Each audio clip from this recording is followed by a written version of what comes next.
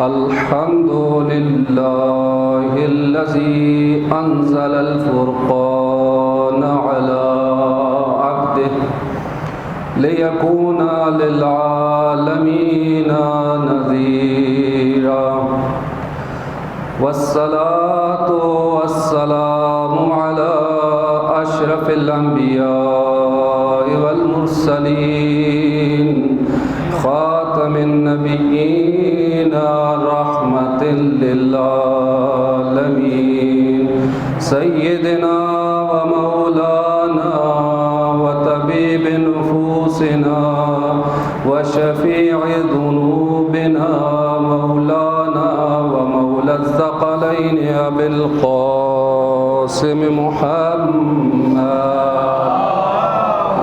صلى الله عليه وسلم وعلى آله الطيبين الطاهرين المعصومين المنتجبين لا سيما بقية الله الأعظم روحي وأرواح العالمين لتراب مقدمه الفداء واللعنة الدائمة على أعدائهم أجمعين أما بعد فقد قال الله تبارك وتعالى في كلام المجيد وفرقان الحميد وقوله الحق بسم الله الرحمن الرحيم يا أيها الذين آمنوا اتقوا الله وكونوا مع الصادقين صلوات پڑھ لے محمد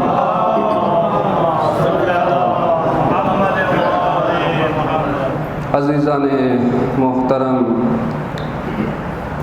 خداوند لم یزل ولا زوال کا شکر ہے جس نے ہمیں شرف انسانیت بخشا، اور اس کا لاکھ لاکھ شکر ہے جس نے ہمیں امت محمد مصطفیٰ میں سے قرار دیا، اور پھر لاکھ لاکھ شکر ہے کہ جس نے ہمارے دلوں کو محبت اور ولایت اہل بیت سے منور کر دیا، اور لاکھ لاکھ شکر ہے کہ ہمیں مکتب جعفری کا پیروکار قرار دیا۔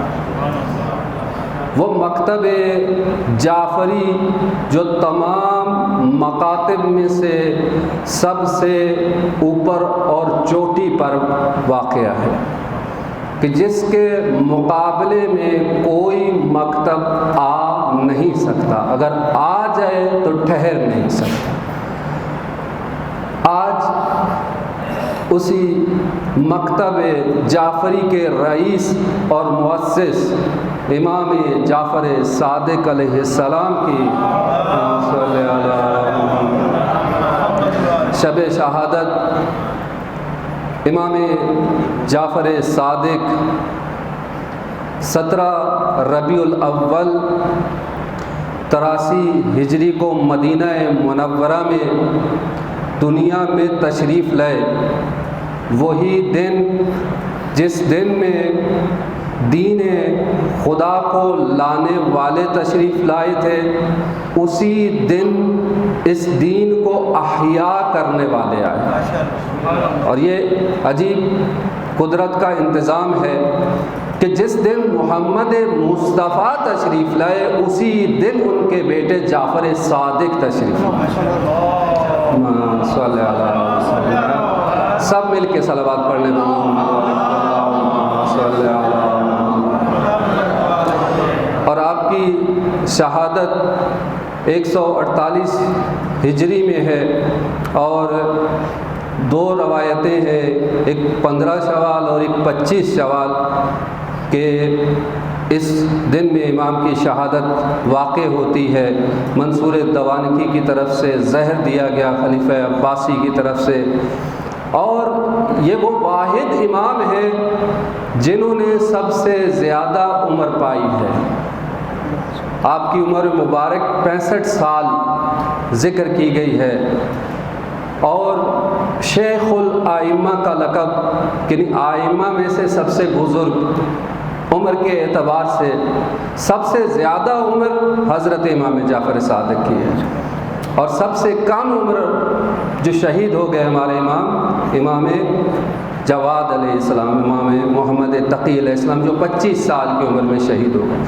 تو سب سے زیادہ عمر پائی اور سب سے زیادہ ان کو موقع ملا، 34 سال آپ کی مدت امامت ہے۔ امام علیہ السلام کی شخصیت اور آپ کے فقہی کارناموں کے بارے میں یہ بیان کیا جاتا ہے۔ امام وہ ہستی ہیں جنہیں اپنے بھی چاہتے تھے اور غیر بھی چاہتے تھے، اور تمام فقہائے اہل سنت نے امام کے در پر زانوئے تلمس طے کیا۔ 4 امام جو موجود ہیں اہل سنت کے، ان میں سے کچھ نے ڈائریکٹلی اور کچھ نے انڈائریکٹلی امام سے کسب فیض حاصل کیا ہے۔ آپ کو معلوم ہے، اور یہ معروف جملہ ہے امام ابو حنیفہ کا کہ لولا السنتان لہلک النعمان، اگر 2 سال جو مدینے میں نے امام جعفر صادق کی شاگردی اختیار کی اگر نہ ہوتے یہ تو میں ہلاک ہو جاتا۔ اور اسی طرح سے امام مالک یہ کہتے ہیں مجھے موقع ملا امام جعفر صادق سے کسب فیض حاصل کرنے کا، اور یہ بیان فرماتے ہیں کہ میں نے امام جعفر صادق کو 3 حالتوں کے علاوہ نہیں پایا۔ کون سی 3 حالتیں؟ یہ امام مالک فرما رہے ہیں، کہہ رہے میں نے جب بھی دیکھا امام کو یا نماز پڑھتے ہوئے دیکھا، یا حالت روزہ میں دیکھا، یا قرآن پاک کی تلاوت کرتے ہوئے دیکھا۔ اللہم صلی علی محمد۔ اور اسی طرح سے جاہز علماء اہل سنت میں سے بہت بڑے عالم ہیں، وہ بیان کرتے ہیں کہ جعفر ابن محمد وہ ہستی ہیں جنہوں نے اپنے علم اور فقہ کے ذریعے سے دنیا کو معمور اور پر کر دیا۔ اور حسن بن علی وشا یہ کہتے ہیں کہ میں مسجد کوفہ میں گیا، اور مسجد کوفہ میں نے جا کے دیکھا کہ کم از کم 900 افراد ایسے تھے جو بیٹھے تھے، آپس میں علمی مباحثہ کر رہے تھے، اور سب کہہ رہے تھے قال الصادق قال الصادق، امام صادق نے یہ فرمایا، امام صادق نے یہ فرمایا۔ صلوات پڑھنے پر محمد والے۔ حضرت محترم، اگر امام جعفر صادق کی سیرت اور آپ کی زندگی کو چند محوروں میں بیان کیا جائے تو امام جعفر صادق کے کچھ کارنامے ہیں۔ امام کو موقع ملا جو کسی دوسرے امام کو موقع نہیں ملا، فرصت مل گئی۔ کیوں؟ اس لیے کہ بنی امیہ اور بنی عباس کی جنگ جاری ہے، اور دشمن آپس میں لڑ رہے ہیں، موقع مل گیا، علویوں کے اوپر سختی اتنی نہیں رہی، امام خاموشی سے اپنا کام کر رہے ہیں، اور اس فرصت میں سے فائدہ اٹھاتے ہوئے امام نے علم کے دریا بہا دیے، ایسا علم پھیلایا کہ دنیا کو معلوم ہو گیا کہ یہ باب مدینۃ العلم کے بیٹے ہیں، باب یا علی۔ اور وہ واحد امام ہیں یا واحد شخصیت ہیں جنہوں نے مولا علی کے بعد وہی دعویٰ کیا جو مولا علی نے کیا تھا، اور مولا علی منبر پہ بیٹھ کے ہمیشہ یہ پکارتے تھے سلونی سلونی قبل ان تفقدونی، پوچھو پوچھو اس سے پہلے کہ علی کو کھو دو، اور ان کے فرزند نے بھی یہی دعویٰ کیا، اور منبر رسالت پہ بیٹھ کے امام جعفر صادق یہ بیان فرماتے تھے سلونی سلونی قبل ان تفقدونی، پوچھ لو جو کچھ پوچھنا چاہتے ہیں۔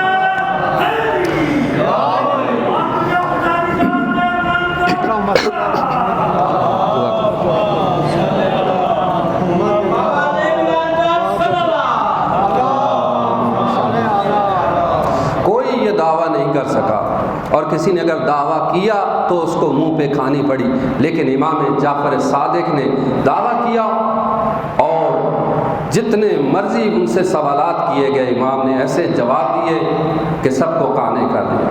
مناظرات امام کے بڑے معروف ہیں، اس کی بات انشاءاللہ آخر میں بات کرتے ہیں۔ امام جعفر صادق کی زندگی اور آپ کے کارنامے جو ہیں، اگر ان کو ہم چند پہلوؤں کو بیان کریں، امام علیہ السلام وہ ہیں جنہوں نے دین محمد کو دوبارہ سے قائم کیا اور اس کو زندگی دی ہے، احیاء کیا ہے، کیونکہ دین کی مختلف تفسیریں ہو رہی تھیں۔ کوئی کس طرح سے دین کو بیان کر رہا تھا، کوئی کس طرح سے دین کو بیان کر رہا تھا، ہر ایک اپنے انداز سے بیان کر رہا تھا۔ مکتب اہل بیت چونکہ ائمہ کو زبردستی ان کے اوپر مسلط کیا گیا تھا دشمنوں کو، اور ان کو خانہ نشین کیا گیا تھا، لہٰذا ان کا پیغام نہیں پہنچا تھا۔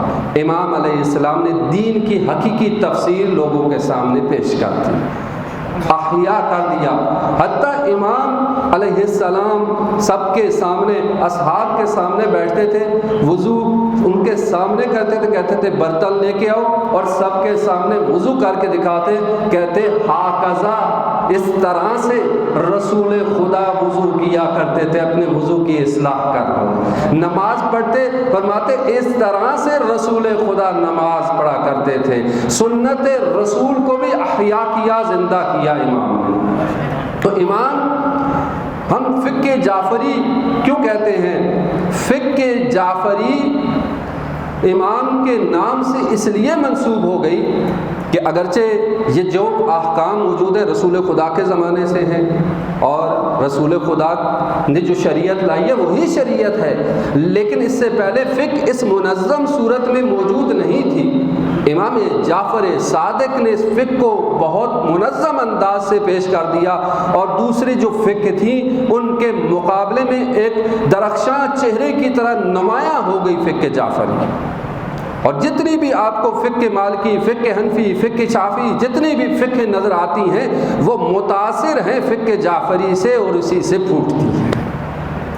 حقیقت میں دیکھا جائے تو فقہ جعفری حرف اول کے مقام پہ پہنچی ہوئی ہے، اور امام جعفر صادق وہ ہیں کہ جنہوں نے 4000 شاگرد تربیت کی، 4000 شاگرد، اور یہ شاگرد فقط شیعہ نہیں تھے، اہل سنت بھی تھے۔ امام علم کی خیرات بانٹتے تھے، امام کی نظر میں کوئی مسلک نہیں تھا، جو بھی آتا تھا امام تعلیم دیتے تھے، اور 4000 تقریباً آپ کے شاگرد بیان کیے گئے ہیں۔ یہ 4000 شاگرد جن میں اہل سنت بھی موجود ہیں، امام نے کس طرح سے فقہ کو ترتیب دیا؟ یہ 4000 افراد میں سے امام نے کچھ افراد کو لیا جو امام فقہ کا درس دیتے تھے اور حدیث بیان فرماتے تھے۔ وہ حدیث جو کہ 100 سال سے زیادہ رکی ہوئی تھی اور پابندی لگی ہوئی تھی، آپ کو معلوم ہے کہ عمر ابن عبدالعزیز نے وہ پابندی ہٹائی کہ جو کہ حدیث کے اوپر اور نقل حدیث پر لگی ہوئی تھی۔ امام نے اس فرصت سے فائدہ اٹھاتے ہوئے حدیث کے اوپر جو پابندیاں لگی ہوئی تھیں اس کو ترویج کرنے کے لیے پورا زور دیا، اور فرمایا کہ اگر علم چاہیے تو ہمارے دروازے پہ آؤ۔ فرمایا چاہے مشرق میں چلے جاؤ، چاہے مغرب میں چلے جاؤ، اگر تمہیں علم ملے گا تو ہمارے پاس ملے گا۔ تو امام کے شاگرد لکھتے تھے، امام بیان فرماتے، امام کے شاگرد لکھتے، اور اس طرح سے 400 کتابیں تیار ہوئیں۔ اصول اربع مئہ کے نام سے 400 اصول، پھر ان 400 اصولوں کو اکٹھا کیا گیا جو ابھی ہمارے پاس 4 اصول موجود ہیں، اصول اربعہ کے نام سے۔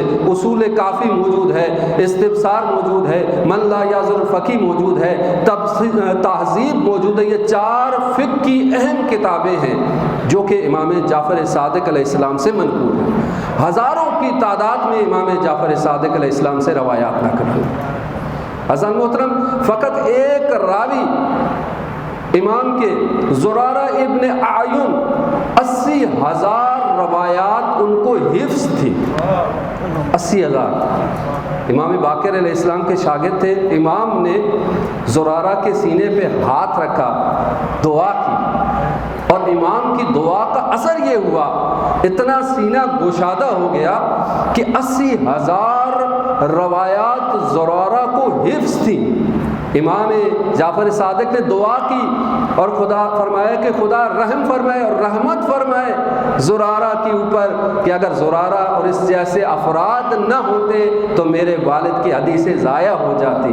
اسی طرح محمد ابن مسلم 70,000 احادیث حفظ تھی ان کو، دین ایسے نہیں پہنچا ہم تک۔ اسی طرح سے باقی امام کے اصحاب موجود ہیں، ایک سے ایک بڑھ کر صحابی، حشام ابن حکم، حشام اور طرح طرح کے مختلف، اور اسی طرح سے جابر ابن حیان کہ جنہوں نے علم کیمیا کو پھیلایا، بابا کیمسٹری یعنی کیمسٹری کے باب جابر ابن حیان امام جعفر صادق کے شاگرد ہیں۔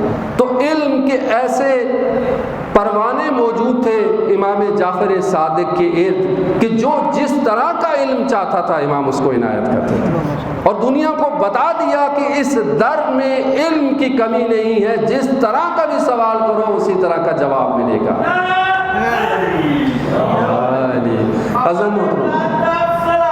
اللہم صلی علی محمد۔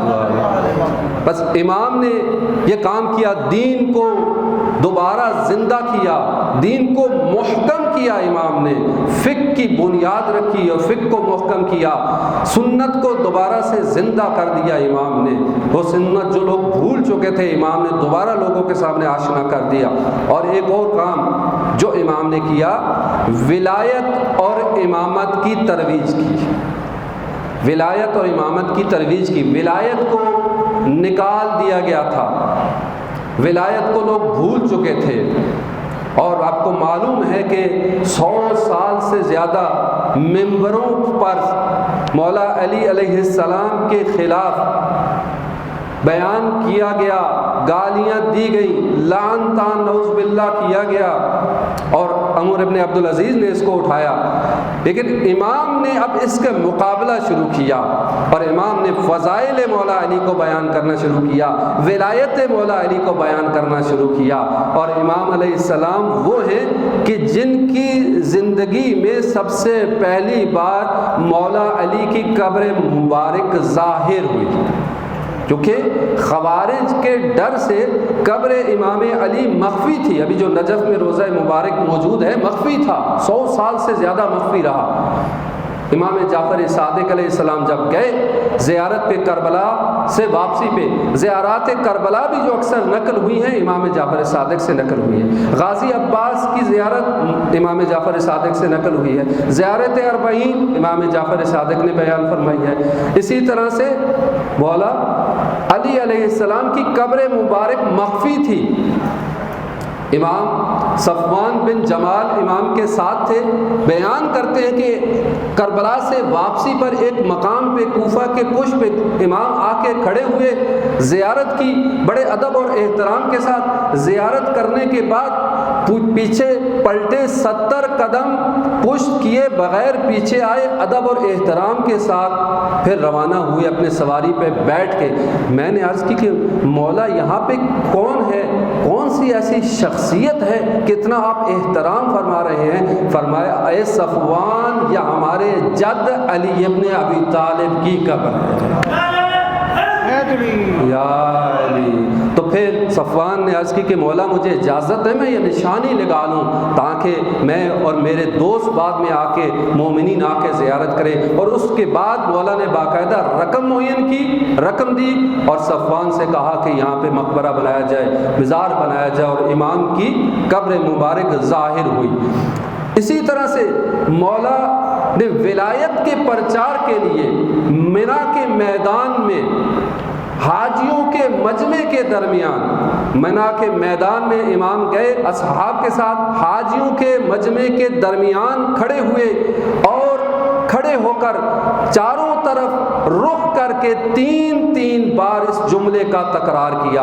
امام نے فرمایا ایھا الناس الامام بعد رسول اللہ علی بن ابی طالب ثم الحسن ثم الحسین ثم زین العابدین ثم الباقر ثم انا۔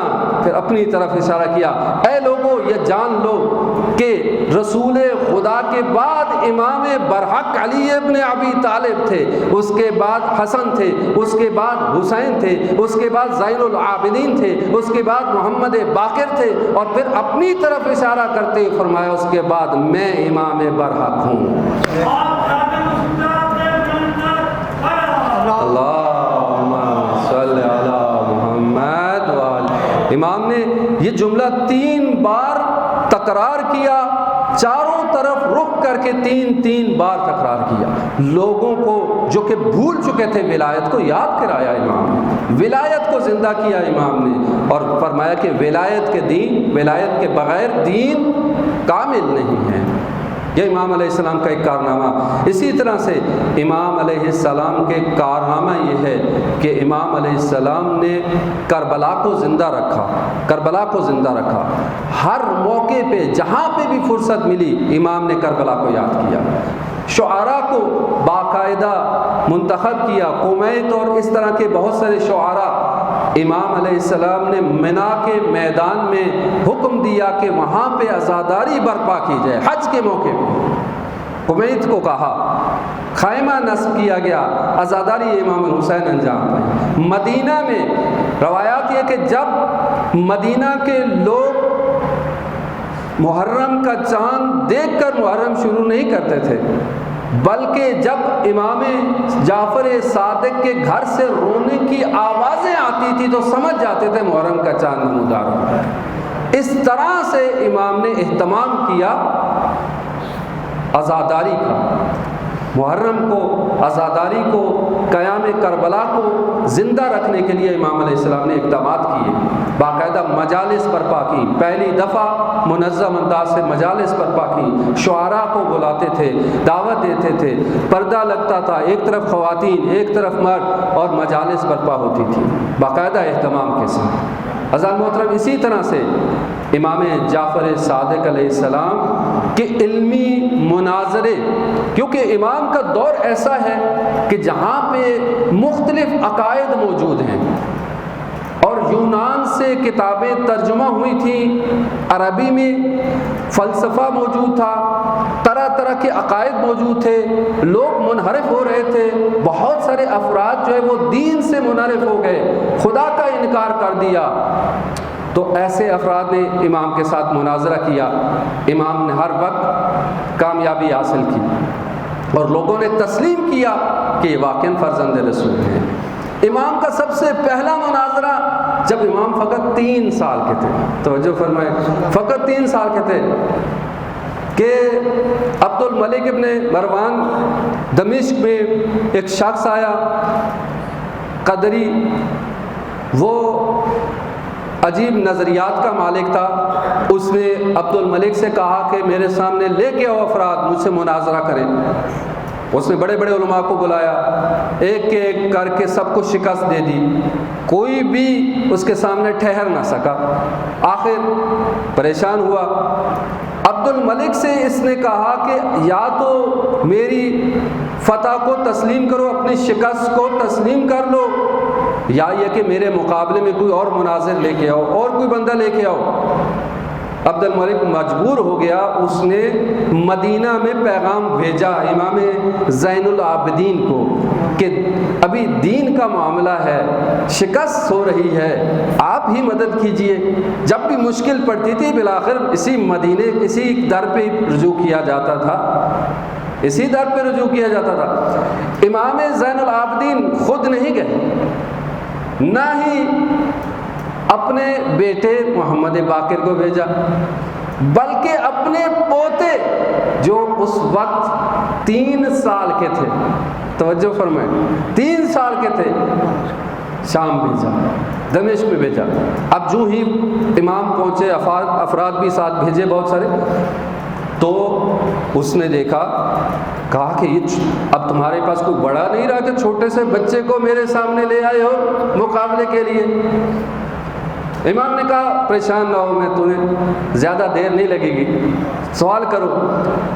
کہا کہ میرا عقیدہ یہ ہے کہ انسان اپنے تمام کاموں میں خود مختار ہے، اور خدا تعالیٰ اس کے کسی کام میں دخالت نہیں کر سکتا، خدا کسی کام میں دخالت نہیں کر سکتا، انسان خود مختار ہے۔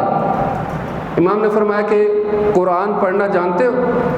کہاں جانتا ہوں، کہا حافظ قرآن ہوں۔ تو امام نے فرمایا ذرا سورہ الحمد تو پڑھ۔ الحمدللہ پڑھنی شروع کی، جب پڑھتے پڑھتے ایاک نعبد و ایاک نستعین پہ پہنچا، میں نے کہا رک جا، کہا آگے نہیں پڑھنی، کہا نہیں بس یہی کافی ہے۔ امام نے فرمایا کہ تم اس بات کا قائل ہے کہ خدا کو کوئی دخالت کا حق حاصل نہیں، تو پھر ایاک نعبد و ایاک نستعین کہہ کر خدا کو کیوں حق کے دخالت دے رہا ہے؟ وہ خود کہہ رہا ہے کہ ایاک نعبد، میں اسی کی عبادت کرتا ہوں، اسی سے مدد مانگتا ہوں۔ اگر خدا کو انسان کے افعال میں کوئی دخالت کا حق حاصل نہیں تو تو دخالت کیوں دے رہا ہے اپنے افعال میں؟ اللہم صلی علی محمد وآلہ، سے شکست تسلیم کی، اور وہاں عبد الملک ابن مروان خوش ہو گیا۔ اسی طرح سے امام علیہ السلام نے ایک مناظرہ کیا ابو شاکر دیسانی سے، جو کہ خدا کے وجود کا قائل نہیں تھا۔ ابو شاکر جس نے مرغیاں وغیرہ پالی ہوئی تھیں اور اس طرح کا پرندے پالے ہوئے تھے، ایک دفعہ جب امام سے مناظرے کے لیے آیا، اس کے ساتھ ایک چھوٹا بچہ بھی تھا، اس نے ہاتھ میں ایک انڈا پکڑا ہوا تھا، توجہ فرمائیے گا، ہاتھ میں انڈا پکڑا ہوا تھا مرغی کا۔ امام علیہ السلام کے پاس جب آیا مناظرہ کرنے، امام نے فرمایا کہ اے ابو شاکر، کیا تو نے کوئی ایسا قلعہ دیکھا ہے کہ جس میں کوئی دروازہ موجود نہیں ہے اور اس کے اندر دو دریا ہیں، ایک زرد رنگ کا ایک سفید رنگ کا، اور کمال کی بات کہ ان کے درمیان کوئی دیوار بھی موجود نہیں، آپس میں ملتے بھی نہیں، اور پھر اسی قلعے سے نہ کوئی اندر گیا نہ کوئی باہر آیا، تھوڑے عرصے کے بعد یہ قلعہ ٹوٹتا ہے، اس سے ایک جاندار باہر نکل آتا ہے۔ توجہ فرمائی آپ نے، اس نے سوچا، لیکن سوچنے کے بعد کہا میں نے تو کوئی ایسا قلعہ نہیں دیکھا۔ فرمایا چشم بصیرت چاہیے، یہ ذرا اپنے بچے کے ہاتھ میں جو انڈا ہے اس کی طرف توجہ کر۔ فرمایا یہ انڈا، اس کے اندر زرد بھی ہے سفید بھی ہے، اور اس کے اندر ایک خوبصورت جاندار متولد ہوتا ہے، نکلتا ہے، یہ بتا یہ کون سی ذات ہے، کس نے اس طرح سے اس کو قرار دیا ہے کہ یہ نہ زردی اور سفیدی مکس نہیں ہوتی، اور اس کے بعد ایک جاندار اس سے نکل آتا ہے۔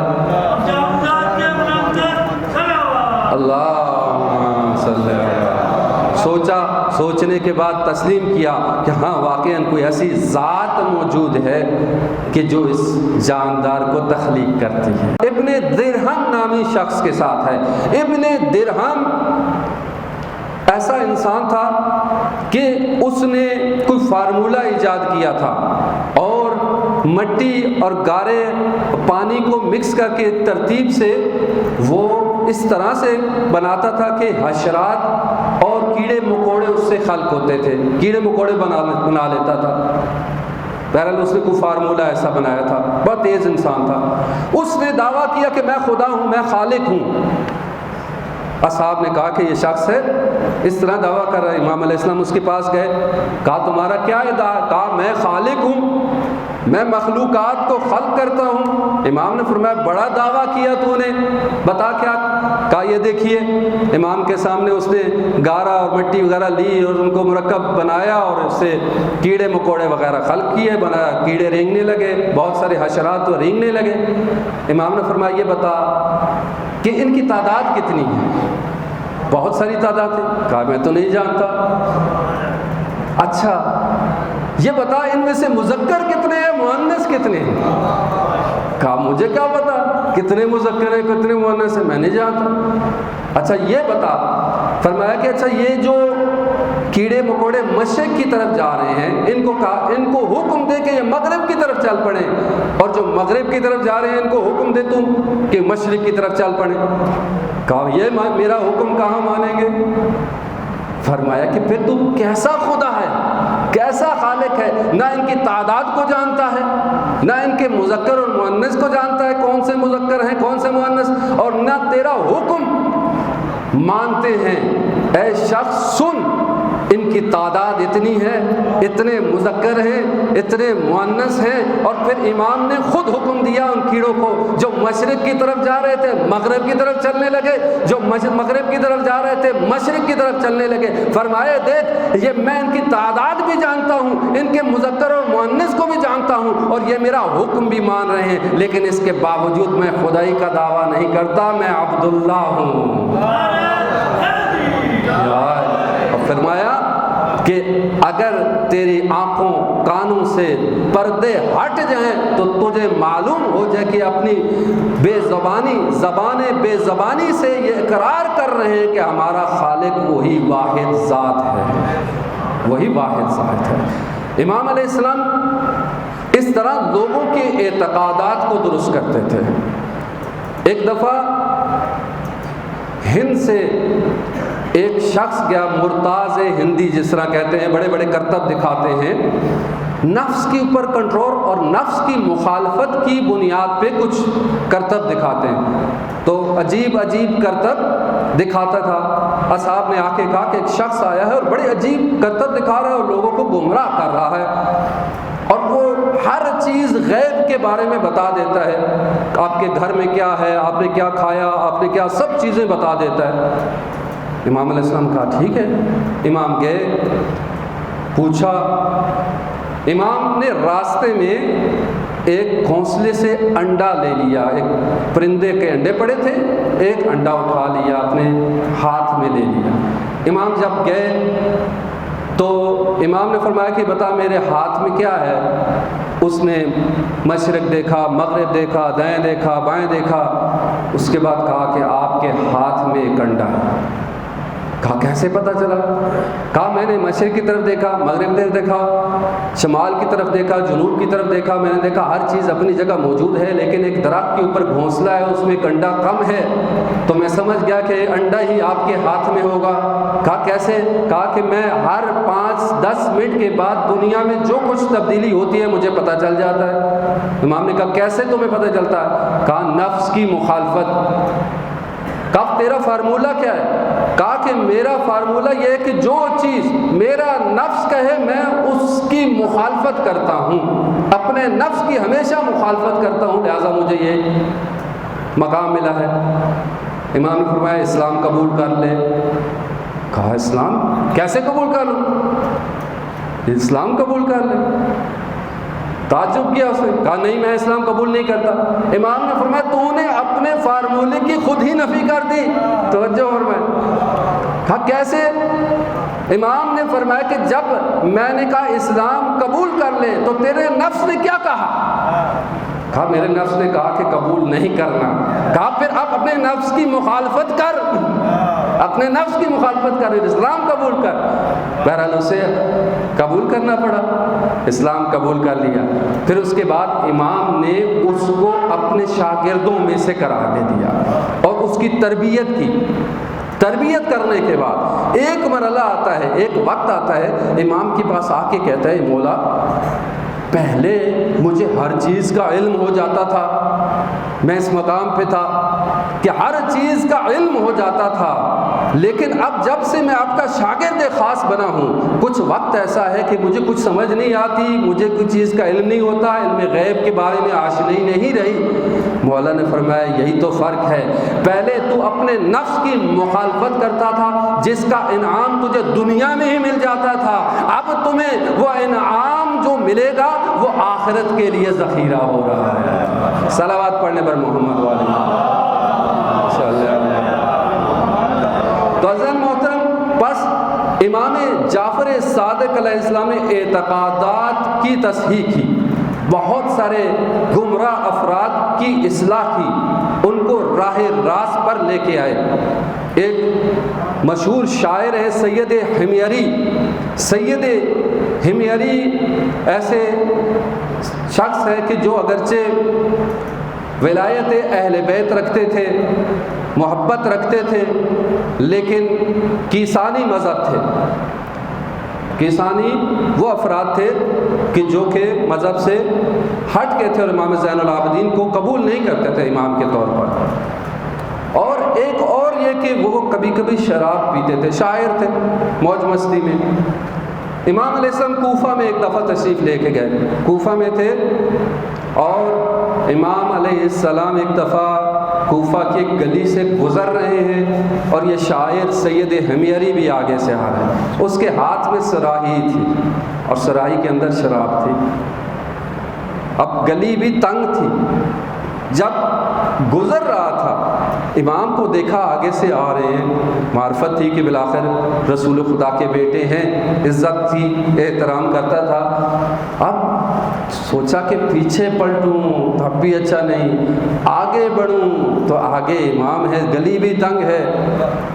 امام نے پوچھ لیا کیا ہے تو میں کیا جواب دوں گا؟ اس نے ایک حربہ سوچا، دیوار کی طرف منہ کر کے کھڑا ہو گیا کہ امام گزر جائیں گے۔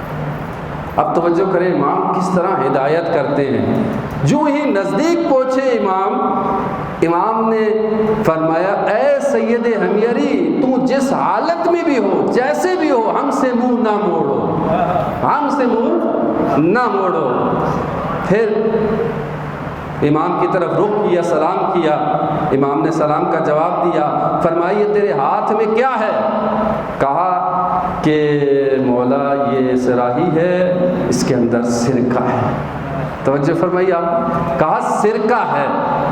اب امام بھی آخر طبیب ہیں، دلوں کے حال جانتے ہیں اور جانتے ہیں کہ اس کی کس طرح سے اصلاح کرنی ہے۔ امام نے فرمایا یہ میرے ہاتھ پہ ذرا میرے ہاتھ پہ انڈیل دے، میں دیکھوں کیسا سرکہ ہے۔ ہاتھ کانپتے کانپتے ہاتھوں کے ساتھ اس نے انڈیلا۔ اب پریشان ہے، پھنس گیا امام کے سامنے، کہہ تو دے دیا میں نے سرکہ ہے، شراب تھا۔ جو ہی اس نے سرکہ وہ صراحی انڈیلی امام کے ہاتھ پر تو دیکھا واقعاً سرکہ ہے۔ توجہ فرمائی، سرکے میں بدل گئی۔ اب امام نے اس سے پوچھا یہ بتا کس کی امامت کا قائل ہے، کس کو تو امام مانتا ہے؟ تو کہنے لگا میں اسی کی امامت کا قائل ہوں کہ جب شراب صراحی میں تھا تو شراب تھا، جب اس کے ہاتھ میں آیا تو سرکے میں بدل گیا۔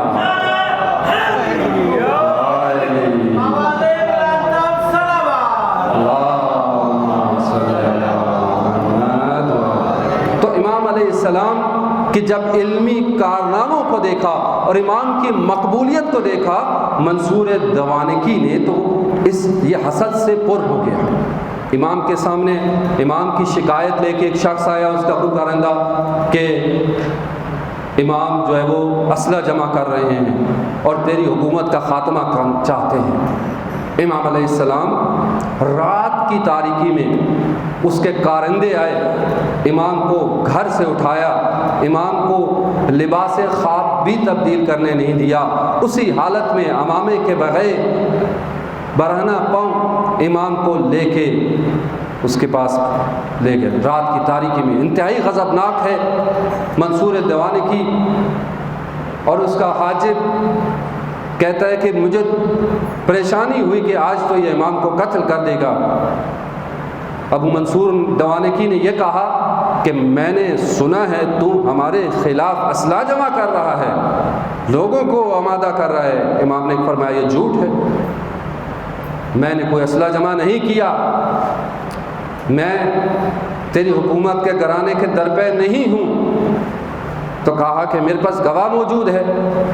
منصور نے کہا کہ بلاؤ اس شخص کو جس نے یہ خبر دی ہے۔ بلایا گیا۔ جب اس شخص کو بلایا گیا تو امام نے سے پوچھا کہ کیوں تو میرے بارے میں جھوٹ بول رہا ہے؟ کہا نہیں، مجھے یقین ہے آپ اسلحہ جمع کر رہے ہیں، آپ لوگوں کو ورغلا رہے ہیں، آپ منصور کی حکومت کو ختم کرنا چاہتے ہیں۔ امام نے فرمایا یہ جھوٹ بول رہا ہے۔ کہا نہیں میں سچ بول رہا ہوں۔ امام نے فرمایا قسم کھاؤ گے؟ کہا قسم کھاؤں گا۔ امام نے فرمایا ایسے نہیں، جیسے میں کہوں گا ویسے قسم کھاؤ، جیسے میں کہوں گا ویسے قسم کھاؤ۔ اس نے کہا کھاؤں گا۔ جاہل انسان تھا، معلوم نہیں تھا کہ کس کا مقابلہ کر رہا ہے اور کس کو جھٹلا رہا ہے۔ امام وقت کو جھٹلانا کوئی آسان بات نہیں ہے۔ تو امام نے فرمایا کہ اس طرح سے قسم کھاؤ کہ میں خدا تعالیٰ سے بیزاری اور اس کی قدرت سے بیزاری کا اظہار کرتا ہوں اگر میں جھوٹ بول رہا ہوں، اور میں اپنی قدرت کے اوپر توکل کرتا ہوں، خدا سے منہ موڑتا ہوں اگر میں جھوٹ بول رہا ہوں۔ اور اس نے ایسا کہہ دیا، یعنی اگر انسان یہ کہہ دے کہ میں خدا کی قدرت کو تسلیم نہیں کرتا اور خدا کی قدرت سے باہر ہو گیا ہوں اور خود اپنے اوپر ڈیپینڈ کرتا ہوں، تو یہ انسان کا آخری مرحلہ ہے، کیونکہ لا حول ولا قوت الا باللہ، خدا کے سوا کسی کی قوت نہیں۔ اور اسی لیے یہ ہمیں ایک تاکید کی گئی ہے کہ ہر وقت لا حول ولا قوت الا باللہ، خدا کی قوت، خدا کی قدرت کو تسلیم کریں، جتنے بھی مرتبے میں پہنچ جائیں۔ اگر انسان کے اندر یہ تکبر آ جائے کہ میں بھی کچھ ہوں، تو وہی انسان کی تباہی کا پہلا دن ہوگا۔ اور اس لیے امام زین العابدین بارہا تاکید فرماتے تھے اور یہ دعا فرماتے تھے، رب لا تکلنی علی نفسی طرفۃ عین ابدا، اے میرے رب مجھے کبھی بھی اپنے حال پر ایک لحظے کے لیے، پلک جھپکنے کی دیر تک ایک لحظے کے لیے بھی اپنی حال پر نہ چھوڑنا۔ اب اس نے یہ قسم کھائی، اور جو ہی یہ قسم کھائی وہیں پہ گرا اور ہلاک ہو گیا، وہیں پہ گرا ہلاک ہو گیا۔ امام سے جھوٹی نسبت دی، جھٹلایا امام کو، اور پھر جھوٹی قسم کھائی، وہیں پہ واصل جہنم ہو گیا۔ اب اس منصور نے تدبیریں سوچنی شروع کر دی۔ منصور دیوانکی انتہائی ظالم انسان، عباسی خلیفہ، تدبیریں شروع کر دی کہ یہ جعفر ابن محمد کی مرکزیت کو کیسے ختم کیا جائے۔ سب ان کی طرف جا رہے ہیں، کوئی مسلک و مذہب کی قید کے بغیر سب ان کی طرف جا رہے ہیں۔ تو اس نے اپنے افراد سے مشورہ کیا کہ ان کی مرکزیت کو کیسے ختم کیا جائے، کوئی ان کے مقابلے میں فقیہ تیار کیا جائے۔ تو سب نے کہا کوئی فائدہ نہیں ہے، ان کے مقابلے میں کوئی نہیں آ سکتا۔ بہرحال اس نے امام ابو حنیفہ کو تیار کیا اور اس نے 40 مشکل مسئلے پیش کیے امام، حالانکہ ابو حنیفہ خود امام جعفر صادق کے شاگرد رہے۔ 40 مشکل مسئلے، ابھی وقت میں گنجائش نہیں کہ اس نے امام کو کس طریقے سے پھنسانے کی کوشش کری اور مشکل ترین مسئلے پوچھنے کی کوشش کی۔ امام نے ایک ایک کر کے سب کا جواب دے دیا۔ ابو حنیفہ خود اٹھ کے کھڑا ہوا، کہا کہ خدا کی قسم کھا کے کہتا ہوں کہ میں نے جعفر ابن محمد سے بڑھ کر علم میں کسی کو نہیں پایا۔ پھر اس نے امام مالک کو بلایا اور کہا کہ میں آپ کی فقہ کی ترویج کروں گا، میں آپ کو سب کچھ دوں گا، امام جعفر صادق کا مقابلہ کرنا ہے۔ عزیزان محترم، اس طرح سے امام کے مقابلے کے لیے افراد تیار کیے گئے، کیونکہ امام کا مقابلہ علم کے اعتبار سے کوئی نہیں کر سکتا تھا، لیکن حکومتی سپورٹ کی بنیاد پہ۔ پھر حکم دیا منصور دیوانکی نے، کہا کہ ہمارے فقیہ سے جو مسئلہ پوچھے گا اور اس کے پاس آئے گا 1 دینار اس کو انعام میں دیا جائے گا، 1 دینار انعام میں دیا جائے گا، اور جو امام جعفر صادق سے مسئلہ پوچھنے جائے گا تو ہمارے کارندوں کو 1 دینار ٹیکس دینا پڑے گا، ٹیکس دے گا تب جا کے مسئلہ پوچھے گا۔ اب پریشانی ہو گئی بہت سارے چاہنے والوں کو، امام کی خدمت میں آنا بھی مشکل ہو گیا۔ 1 دینار آئیں، دے کے آئیں تو تب مسئلہ پوچھیں۔ امام سے آ کے عرض کی کہ مولا کیا کریں، اپنی زندگی کے لیے مشکل ہو رہی ہے، ہم اپنے روزمرہ کے معاملات کے لیے جو کماتے ہیں، اگر ہم 1 دینار دے کے آپ سے سوال پوچھیں تو ہم اپنی زندگی اور روزمرہ خرچ کو کیسے چلائیں، اور آپ سے پوچھے بغیر رہ بھی نہیں سکتے۔ امام نے فرمایا کوئی مشکل نہیں، جب بھی کوئی مسئلہ پوچھنا ہو پہلے اس کے پاس جاؤ، 1 دینار انعام لو اور پھر وہی ٹیکس دے کے مجھ سے سوال پوچھ لو۔ مسئلہ حل کر دیا مشکل کشا کے بیٹے نے، صلوات پڑھنے پر محمد والے۔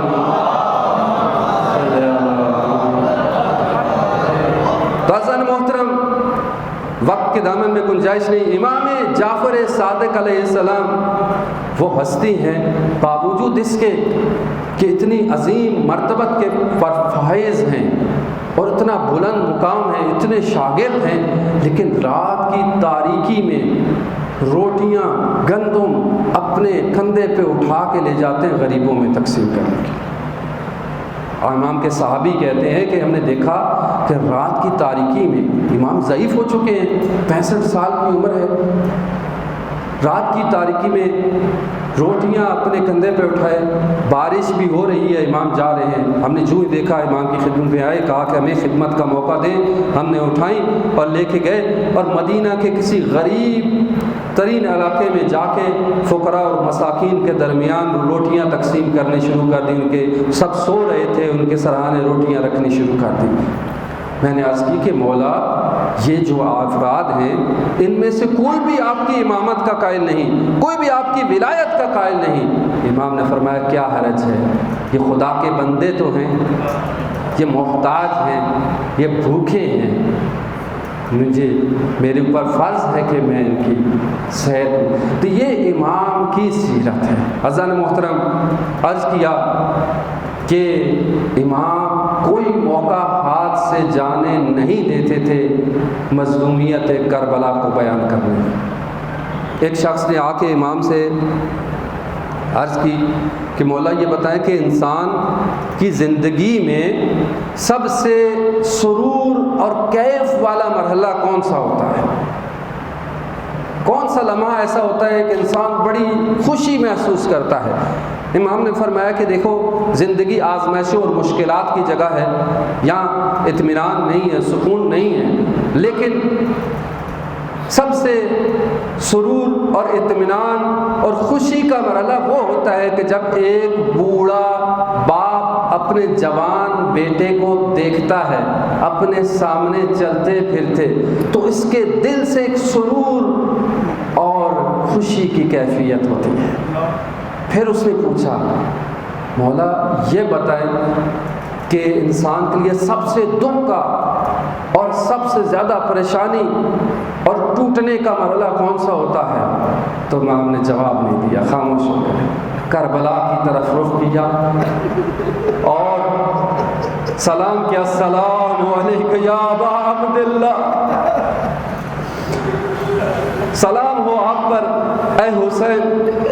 علی اکبر جیسے کڑیل جوان کے سینے سے برچھی کیسے نکالی ہوگی آپ نے. امام علیہ السلام کے گھر میں آگ لگا دی گئی. ابو منصور دیوانکی نے حکم دیا رات کی تاریکی میں امام کے پورے گھر کو جلا دیا جائے. جب گھر جل رہا تھا خادم سب بھاگ رہے تھے, آگ بجھانے کی کوشش کر رہے تھے, کنویں سے پانی نکال کر پھینک رہے تھے. جب امام کو دیکھا ایک خادم نے, ایک کونے میں بیٹھے امام رو رہے ہیں, گریہ فرما رہے ہیں. خادم نے آ کے پوچھا مولا کوئی بات نہیں, گھر جل گیا لیکن آپ محفوظ ہیں, آپ کے بچے بھی محفوظ ہیں, آپ کی بیٹیاں بھی محفوظ ہیں, رونے کی وجہ کیا ہے؟ تو امام نے فرمایا کہ جو ہی میں نے اس آگ کو دیکھا, اے خادم تو نے دیکھا میری بیٹیاں جو ہی آگ لگی کبھی ایک کمرے میں جاتی تھی کبھی دوسرے کمرے میں جاتی تھی, جبکہ میں ابھی زندہ ہوں. مجھے شام غریبہ یاد آ گئی, مجھے شام غریبہ یاد آ گئی کہ نہ ابو الفضل عباس تھے, نہ مولا حسین تھے, نہ جانے سروں کے اوپر چادریں ملا تھی. بیویاں کس طرح سے ایک خیمے سے دوسرے خیمے میں جاتی. اجرکم اللہ. اب مولا کو زہر دی گئی. آپ نے سنا مولا نے آخری لمحات میں اپنے بیٹوں اپنے رشتہ داروں کو اکٹھا کیا اور آخری وصیت فرمائی. فرمایا لن تنالوا شفاعتنا من استخف بالصلاۃ. ہماری شفاعت اسے قبول نہیں ہوگی, ہماری شفاعت اسے نہیں ملے گی جو نماز کو ہلکا جانے ہیں. اب بیٹوں کو وصیتیں کی, بیٹیوں کو وصیتیں کی. مولا امام موسیٰ کاظم تڑپ تڑپ کے رو رہے ہیں. کبھی اپنے بابا کے چہرے پہ چہرہ رکھ دے, بابا ہمیں چھوڑ کے جا رہے ہیں. بڑے احترام کے ساتھ جنازہ اٹھایا جاتا ہے۔ اس سے پہلے ائمہ میں سے کسی کا جنازہ احترام سے نہیں اٹھا، اتنے شاگرد تھے مولا کے، بڑے احترام سے جنازہ اٹھایا گیا، ہزاروں لوگوں نے شرکت کی۔ مولا امام موسیٰ کاظم نے جنازہ پڑھایا۔ میں عرض کروں گا مولا اپنے باپ کا جنازہ تو بڑے شان و شوکت سے اٹھا رہے ہیں، لیکن ایک لمحہ آئے گا آپ کا جنازہ پل بغداد میں بڑا ہوگا، کوئی اٹھانے والا نہ ہوگا۔ 4 مزدوروں نے اٹھایا اور یہ اعلان کر رہے تھے روافض کا امام مر گیا، اجرکم اللہ۔ مولا آپ کا جنازہ بڑے احترام سے اٹھایا، آپ کے بیٹے موجود تھے، وصیتیں کی، بڑے عزت و احترام سے آپ کو جنت البقیع میں دفن کیا گیا۔ مولا کربلا کا وہ منظر بھی ہمیں نظر آتا ہے کہ جب جنازہ پڑا تھا لیکن جوان بیٹا دفنانے کی اجازت نہیں ملی، ہاتھ رسیوں سے بندھے ہوئے تھے، باپ کا جنازہ چھوڑ کے کربلا کی سرزمین سے چلے گئے۔ الا لعنت اللہ علی القوم الظالمین وسيعلم الذين ظلموا أي منقلب ينقلبون۔ بار الہ تجھے واسطہ امام جعفر صادق علیہ السلام کی مظلومیت کا، پروردگار تجھے واسطہ والا امام حسین علیہ السلام کی مظلومیت کا، ہم سب کی مشکلات کو آسان فرما، تمام مومنین کی رزق روزی وسعت عطا فرما، تمام پریشان حالوں کی پریشانیاں دور فرما، تمام مومنین کے حوائج شرعی کو پورا فرما۔ وہ مومنین جو بے روزگار ہیں پروردگار ان کو بہترین روزگار عطا فرما، جو بے اولاد ہیں ان کو اولاد نرینہ عطا فرما۔ پروردگار ہمیں اعمال صالح انجام دینے کی توفیق عطا فرما، گناہوں سے بچنے کی توفیق عطا فرما، ہمیں فقہ جعفری پر صحیح معنوں میں چلنے کی توفیق عطا فرما، ہمیں ان کا واقعی چاہنے والا اور محب قرار دے۔ پروردگار ہمیں اپنے نمازوں کی حفاظت اور پابندی وقت سے پڑھنے کی توفیق عطا فرما۔ پروردگار ہم سب کی توفیقات خیر میں اضافہ فرما۔ اس مسجد کے انتظامیہ، ٹرسٹ کے انتظامیہ، دیگر افراد، پروردگار سب کی توفیقات خیر میں اضافہ فرما۔ ہم سب کے مرحومین کو ائمہ معصومین علیہ السلام کے ساتھ محشور فرما۔ ہم سب میں سے جن کے والدین اس دنیا سے چلے گئے ہیں پروردگار ان کو ائمہ معصومین کے ساتھ محشور فرما۔ جن کے والدین زندہ ہیں پروردگار ان کو صحت و سلامتی عطا فرما۔ پروردگار ہمیں اپنے بچوں کی صحیح تربیت کی توفیق عطا فرما۔ ہمارے 12ویں آقا امام زمان علیہ السلام کے ظہور میں تعجیل فرما۔ ہمیں ان کے یاران و انصار میں سے قرار دے۔ اپنے اپنے مرحومین کے لیے اور ٹرسٹ کے افراد، ان کے مرحومین اور دیگر افراد، مسجد انتظامیہ، مسجد کے ان کے مرحومین اور جو ٹرسٹی اس دنیا سے چلے گئے ہیں ان کے سال ثواب کے لیے 1 مرتبہ سورہ فاتحہ اور 3 مرتبہ قل هو اللہ کی تلاوت فرمائیں۔ بسم اللہ الرحمن الرحیم۔